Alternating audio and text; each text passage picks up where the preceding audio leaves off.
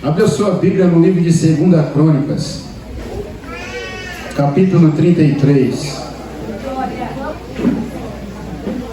Eu quero falar a respeito do projeto de Deus. Quem é projeto de Deus aqui? Dê glória a Deus. Deus tem uma palavra para o nosso coração, amém, irmãos?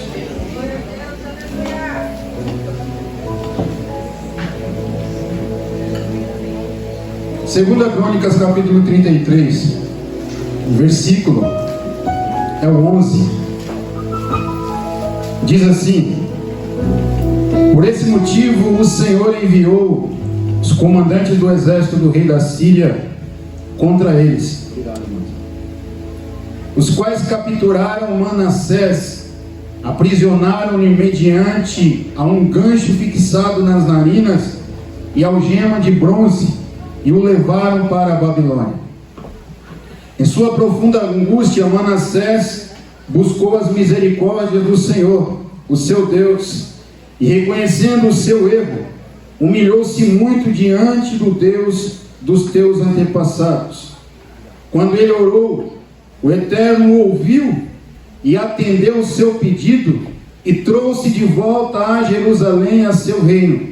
E assim Manassés concluiu em seu coração que o Eterno é Deus. Poder se assentar em nome de Jesus.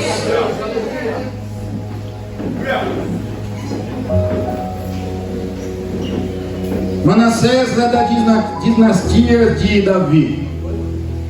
Um projeto que o Eterno havia prometido ao rei Davi, que não apartaria da sua descendência o reinado de Israel.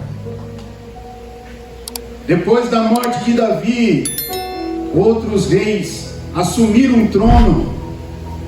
E eu quero falar para você a respeito dessa família que Deus colocou, ministrou ao meu coração, porque Manassés é filho do rei Ezequias e também é neto do rei Acaz. Acaz, avô de Manassés, quando assume o reinado, ele até começa bem na parte política, na estrutura financeira de Judá. Ele conclui com muito êxito, ao ponto de Deus se agradar daquilo que estava vendo, da inteligência de Acaz, enviar o profeta Isaías para ir até ele e mencionar, dizendo: olha, Deus tem se agradado do que você está fazendo, e ele me mandou até aqui para dizer para você que tudo que você pedir para ele, ele fará no seu reinado. Acaz poderia muito bem aceitar o que Deus estava propondo, porque se o seu reino já começou de uma maneira legal, se ele com a sua inteligência humana já estava conseguindo dar uma estrutura para o reinado de Judá, imagine agora se ele aceita que Deus governe juntamente com ele, como que seria o seu reinado. Mas a Bíblia vai nos mostrar que quando Isaías propõe essa aliança entre Deus e Acaz, a resposta dele é não. Ele não aceita que Deus caminhe junto com ele. Ele vê que o seu reinado está tendo êxito sozinho. E a Bíblia vai nos mostrar que quando as coisas começam a agravar, porque ele vai perder a cabeça. Ele começa bem, mas depois vai começar a fazer tudo o que não poderia fazer. Ele vai fazer tudo que desagradar a Deus. Ele vai começar a adorar outros deuses. Ele não aceitou o Deus de Israel, mas vai aceitar o Deus de outras nações. Ele vai colocar postes ídolos na cidade. Ele vai fechar a porta do templo para adoração ao Deus de Israel. Acaz perde a cabeça a ponto de oferecer seus filhos como sacrifício queimado a outros deuses. E Deus vem para repreendê-lo. Ele sofre um embate da Síria juntamente com Jerusalém e perde muitos homens, mas ele está cego. Ele não vê que tudo isso está acontecendo porque o que Deus quer dele é um arrependimento. Deus está punindo, mas esperando que ele se arrependa, porque o que Deus tem proposto para ele é: o seu reinado ele pode ser bem sucedido se você aceitar caminhar comigo. Glória a Deus. O que Deus está já falando comigo e com você aqui nesse momento, perceba que a inteligência que você tem, a inteligência que Deus te deu, você já foi bem sucedido em muitas coisas. Deus te deu um conhecimento, uma inteligência, e através disso que Ele te deu, você tem conquistado grandes coisas. E o que o Eterno está dizendo para mim e para você hoje é que se nós aceitarmos caminhar com Ele, já estamos sendo bem sucedidos pela nossa inteligência. Imagine se nós andarmos com Ele, o que nós vamos viver nessa terra, irmão. Aliança com Deus. Acas não aceita, e a Bíblia vai dizer que ele é pego por uma enfermidade que vai levá-lo à morte. Ele foi tão ruim que ele foi impedido de ser sepultado na memória dos grandes reis, onde os reis de Israel eram sepultados. Quando ele morre, o seu filho Ezequias assume com 25 anos de idade. Um reino totalmente falido, tanto na parte política e principalmente na parte espiritual, porque através da vida de Acas, todo o Judá está adorando outros deuses. Há espalhado pela cidade vários postos ídolos. Os sacerdotes foram dispensados das suas funções, os levitas já não estão mais, e quando Ezequias assume o trono, ele precisa fazer alguma coisa diferente. Ele não vai se importar com a parte política, ele não vai se importar com a parte financeira. A primeira atitude de Ezequias é abrir o templo do Senhor, a casa de Deus. Ele já começa de uma forma diferente, porque ele sabe que o seu reinado só vai ser bem sucedido se Deus estiver com ele. Ele acredita no Deus de Israel, então a Bíblia vai nos mostrar ele se arrependendo. Ele abre as portas e na praça ele convoca os sacerdotes para uma reunião.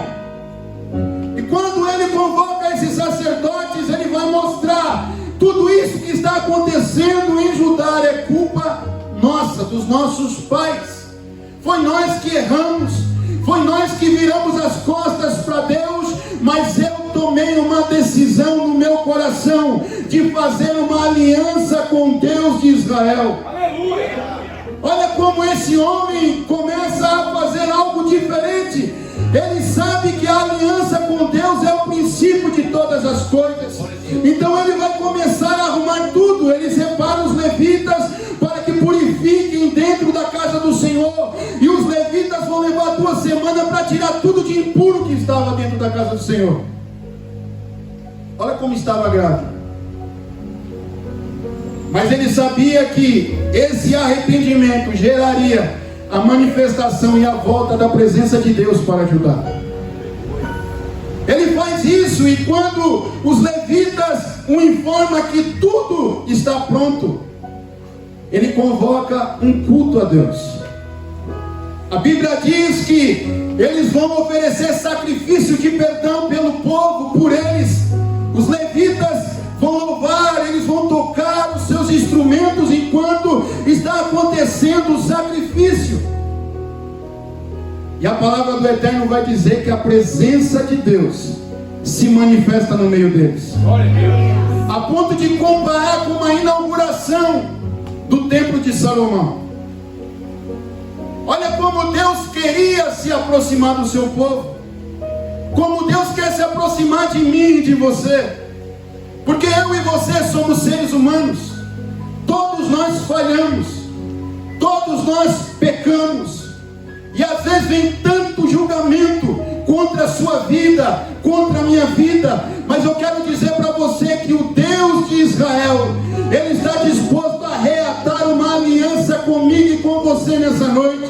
O Deus de Israel está disposto a manifestar a presença dEle na tua vida mais uma vez.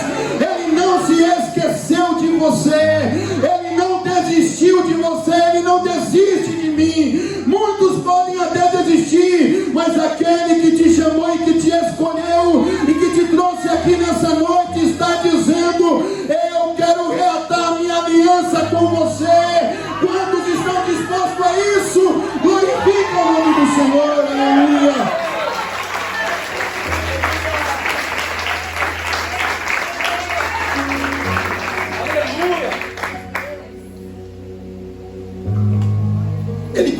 trazer a presença de Deus.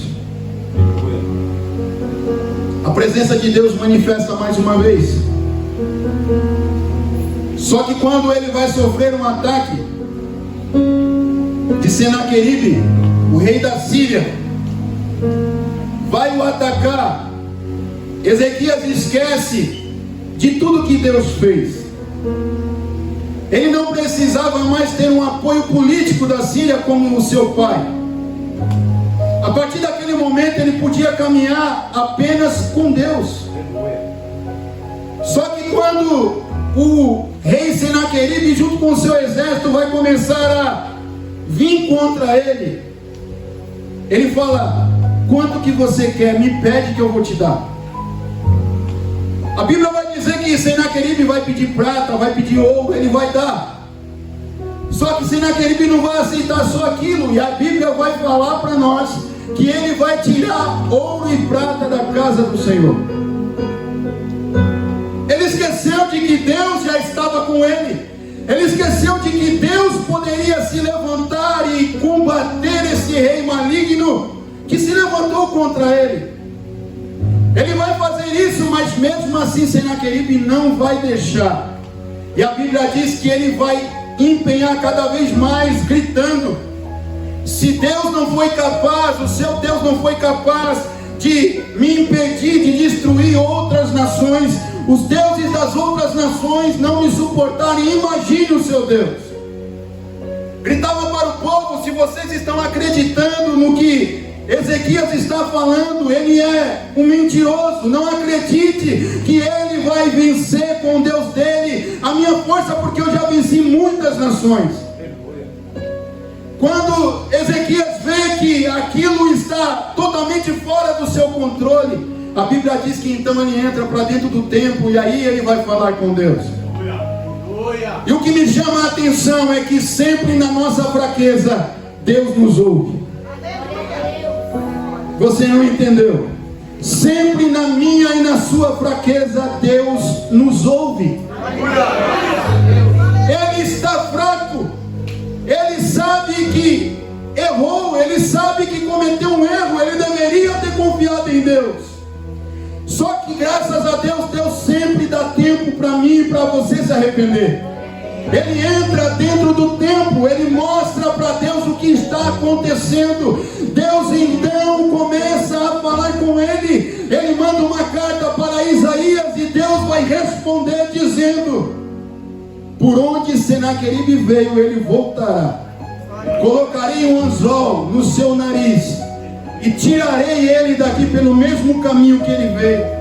O que eu quero dizer para você é que se o inimigo se levantou contra a sua vida no seu momento de fraqueza, não é o fim. Se você hoje dispor de dobrar o seu joelho e falar com Deus no mesmo caminho que o inimigo veio, ele vai partir em retirada, porque Deus, ele é na tua vida, no nome de Jesus.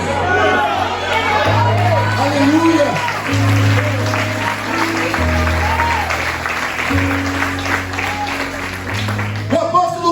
Diz que o poder de Deus se manifesta na sua fraqueza. Você não precisa ser forte.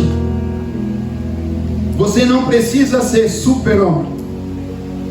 Se você entrou fraco aqui, é nessa fraqueza que o poder de Deus vai se manifestar na sua vida. Quem está entendendo essa palavra no nome de Jesus? Na fraqueza de Ezequias, Deus opera um milagre e salva o seu povo. É na sua fraqueza que Deus vai salvar a sua família.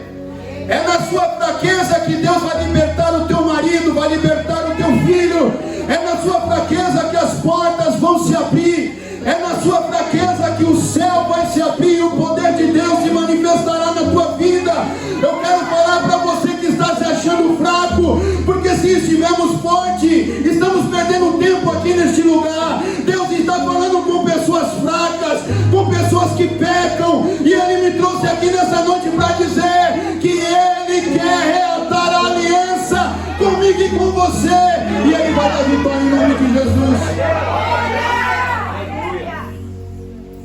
O forte sempre fracassa.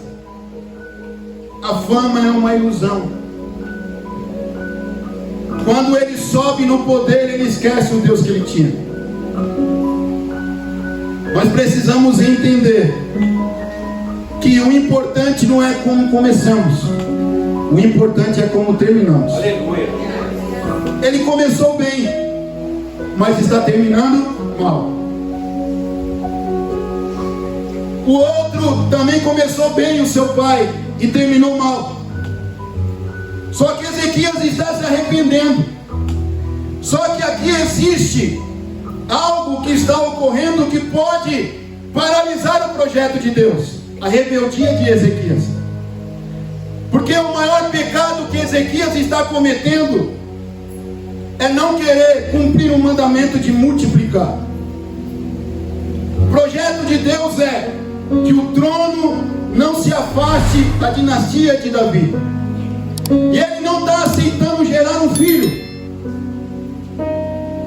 Ele não quer ter um filho, ao ponto de Deus então enviar Isaías para dentro da sua casa e dizer para ele: prepare a sua casa porque você vai morrer. Parece que Deus está entregando os pontos. Parece que Deus está falando assim: o que eu prometi para Davi não vai se cumprir. Só que a Bíblia vai dizer que quando Isaías está saindo da casa de Ezequias, Ezequias entende, dobra o seu joelho, se humilha perante o Senhor, pedindo perdão, e a oração é: Deus, lembra do que eu fiz. Perceba que a oração não é Deus, lembra do que eu estou fazendo, porque o que ele está fazendo no momento não é bom. Mas ele está pedindo para Deus: lembra do que eu fiz. Eu comecei bem, eu era obediente, eu fazia tudo que te agradava. Lembra disso, Deus, e me perdoa. A Bíblia diz que antes de Isaías sair, Deus fala com Isaías: volta, porque eu ouvi a oração dele, e diga para ele que eu perdoo e acrescento 15 anos de vida. E nesses 15 anos de vida, sabe o que vai acontecer? Ezequias vai ser pai. Qual é o filho? Manassés, o filho do arrependimento, o filho de uma oração de humilhação. Manassés, quando vai reinar, ele tem apenas 12 anos de idade, irmão. Ele tem dois exemplos. Ele tem o exemplo do avô e o exemplo do pai. Um exemplo mau e um exemplo bom. O reinado dele poderia começar como algo maravilhoso, porque o seu pai foi um bom homem, o seu pai foi um bom rei. Mas a história não vai começar assim. Manassés, ele começa a reinar, e a Bíblia vai dizer para nós que ele pratica tudo que o Senhor abominava. Ele não começa bom, ele já começa péssimo. Ele já começa fazendo tudo que não era bom. Ele já começa fazendo tudo que era abominável a Deus. Ele vai imitar as atitudes detestáveis das nações pagãs. Ele vai expulsar os israelitas, os sacerdotes, os levitas. Ele vai colocar a deusa Azera dentro da casa do Senhor para prestar culto para ela dentro da casa do Senhor. Olha isso, irmão. Ele vai queimar os seus filhos como sacrifício a essa deusa. Tudo de feitiçaria, bruxaria, ele vai praticar. As atitudes de Manassés é uma atitude totalmente desastrosas. Ele não tem controle. Ele manda construir altares para os exércitos luminares. Tudo que é adoração pagã, Manassés vai fazer.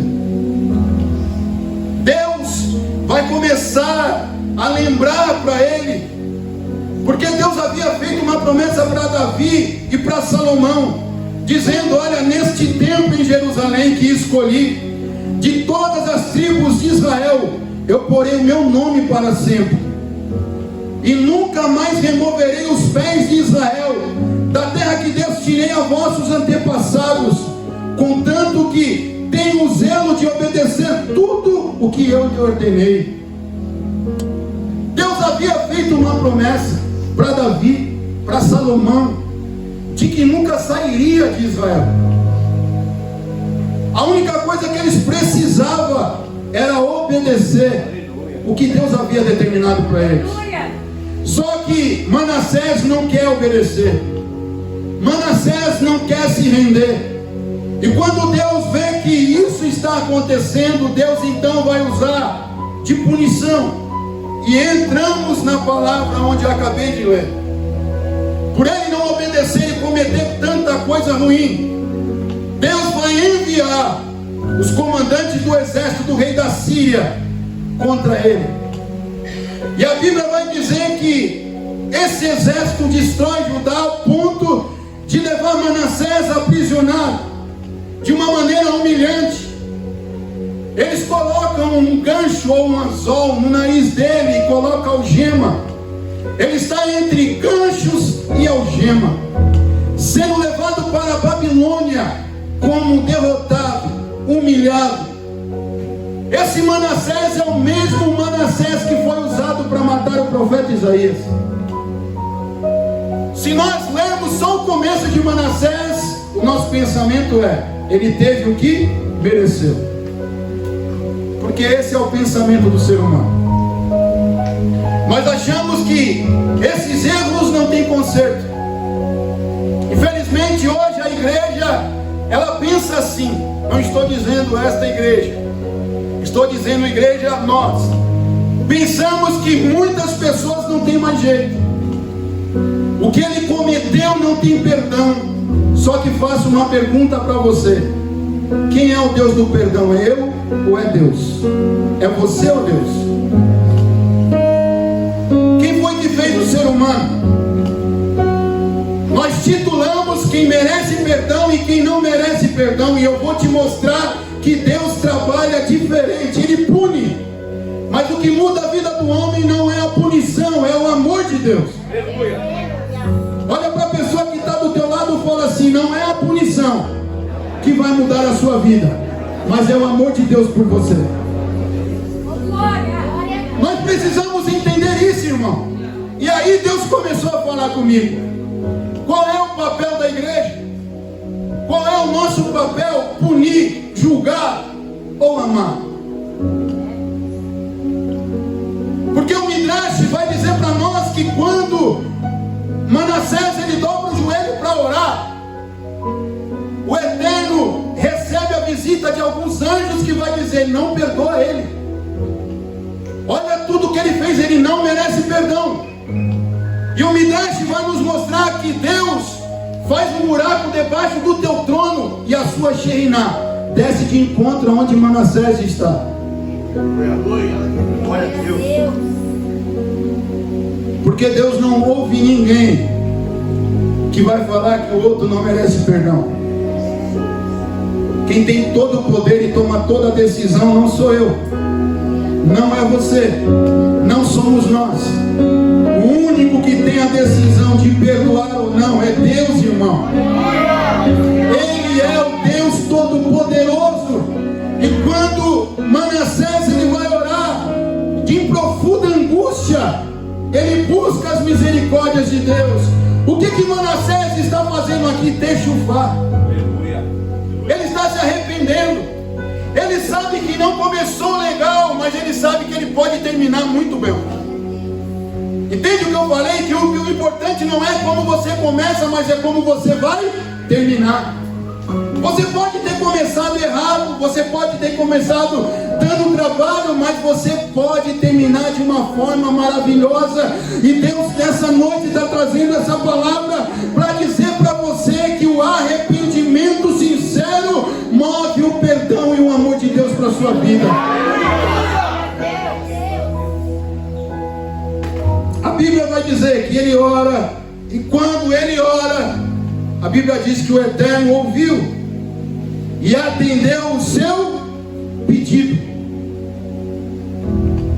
Uma oração sincera, Deus ouve e responde. Às vezes você entrou aqui e a sua vida não está legal. Você enfrentou essa chuva para vir até este culto porque você precisava de uma resposta de Deus. Pastor, você não sabe o que eu estou enfrentando. Não sei, realmente não sei, mas eu sei de um Deus que ainda ouve oração. Eu sei de um Deus que ainda responde. Eu sei de um Deus que perdoa e que ama. E não interessa o que você cometeu, não interessa qual foi o pecado que você cometeu, Ele está disposto a te perdoar e te amar nessa noite, em nome de Jesus. Quem recebe essa palavra em nome do Senhor Jesus? E o que você precisa fazer? Se humilhar. Se humilhe hoje. Não se importa com quem está do seu lado direito ou do seu lado esquerdo, irmão. Nós estamos falando de perdão, nós estamos falando de alcançar o amor de Deus, e o único que pode fazer isso por você é você mesmo. Manassés está com um gancho no nariz, mas isso não impede de ele reconhecer que ele é o culpado de tudo aquilo. Ele não está ali por causa de ninguém, porque nós acostumamos falar, estou passando por isso por causa de fulano. Não, passamos o que passamos por causa de nós mesmos. Ele reconhece o seu erro, se humilha, e mesmo com anzol no nariz, ele consegue falar com Deus, e Deus ouve e vai responder o seu pedido, atender o seu pedido. Deus já te ouviu hoje. Deus te ouviu hoje, irmão.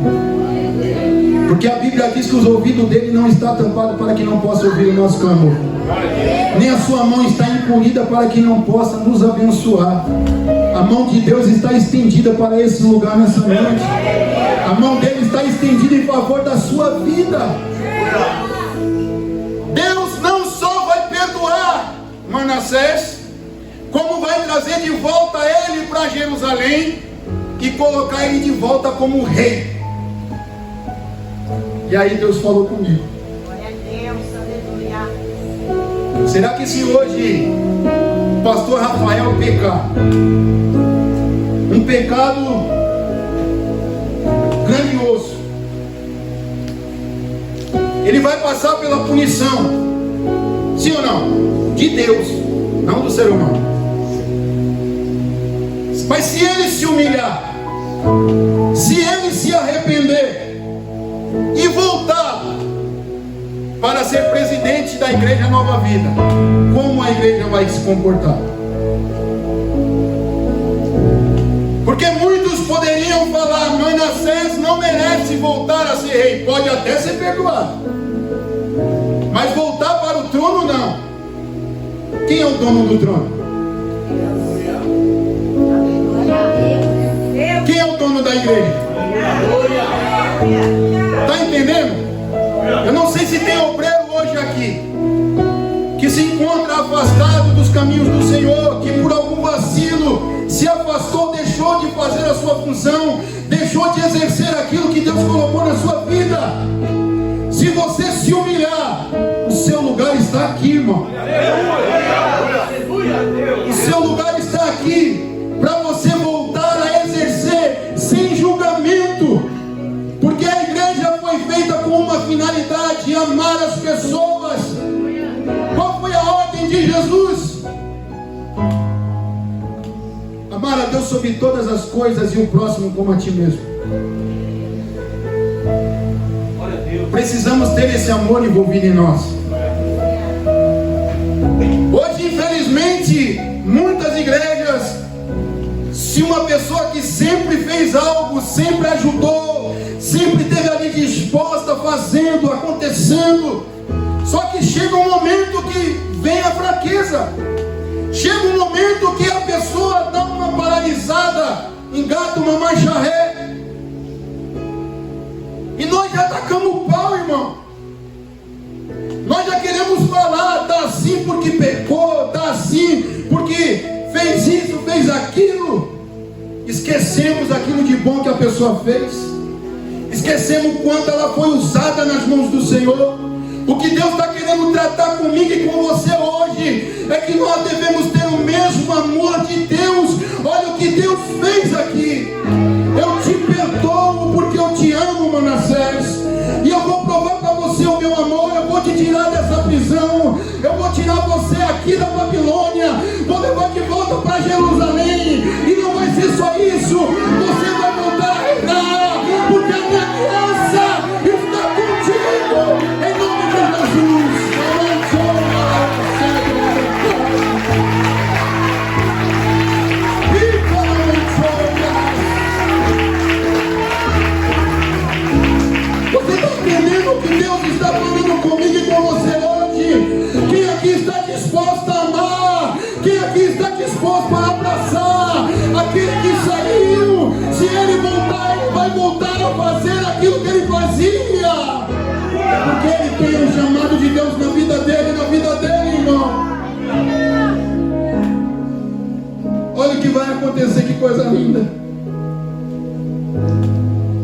olha o que o amor faz. 2 Crônicas 33, no versículo 14: passado esses acontecimentos, Manassés reconstruiu e ampliou a altura do muro da cidade de Davi, a oeste da fonte de Gion, no vale, até a entrada da porta do peixe, em torno da coluna de Ofel. Também destacou oficiais do exército para guardar todas as cidades fortificadas de Judá. Tirou do templo do Senhor os deuses estrangeiros e a imagem que havia colocado lá, bem como todos os altares idólatras que havia mandado construir na coluna, no templo e em Jerusalém, e os lançou para fora da cidade. Depois reconstruiu o altar de Deus, ofereceu sacrifício de paz e comunhão, adorou e louvou ao eterno Senhor Deus de Israel, e ordenou expressamente a todo o povo de Judá que o servisse de coração. Aleluia! Olha o que o amor de Deus fez na vida dele. Ele começou péssimo, mas está terminando maravilhosamente bem. O amor de Deus faz com que os olhos de Manassés se abram para o que Deus é. Manassés agora volta fazendo tudo o que não havia feito e adorando o Deus poderoso de Israel. É isso que eu quero que eu e você entendamos. O amor transforma, o amor restaura, o amor muda a pessoa, irmão. Eu te pergunto, se Deus não te amasse, quem seria você? E por que nós achamos que na vida dos outros não pode ser assim? Deus só muda a minha e a sua vida em amor, não pode mudar do nosso irmão? O amor de Deus é cura. O amor de Deus, ele é transformador. Ele vai tirar tudo aquilo que ele colocou, ele destrói tudo, e ele volta a adorar o Deus dos exércitos e falar para o povo: eu errei, eu cometi erros, mas eu me arrependi, e eu quero que vocês também se arrependam e voltem a adorar o único Deus, o Deus verdadeiro. Deus está no controle dos seus projetos. Você é um projeto de Deus, e Ele não perdeu o controle da sua vida, irmão. Aquilo que Ele decidiu fazer através de você e por você, Ele vai fazer. Ainda que seja necessário Ele levantar os cílios para colocar um anzol no seu nariz e algema na sua mão, para que você reconheça e se arrependa, mas Ele não vai deixar de realizar para você e através de você o que Ele decidiu, irmão. Porque Deus te escolheu para uma finalidade. Uns Ele colocou para louvar a Deus, e às vezes você parou de louvar. Só que eu quero dizer para você que o dom que Deus te deu é dele, e você também é dele. Ele quer ouvir o louvor dos seus lábios. Outros para ministrar palavra. Você parou de pregar, e Deus quer ouvir você ministrar, porque Ele te usa de uma forma diferente. Deus não te usa como me usa, Ele usa diferente. Cada um tem o seu chamado. Aleluia. Cada um é usado de um jeito, mas todos nós fazemos parte de um único corpo. Deus quer você de volta,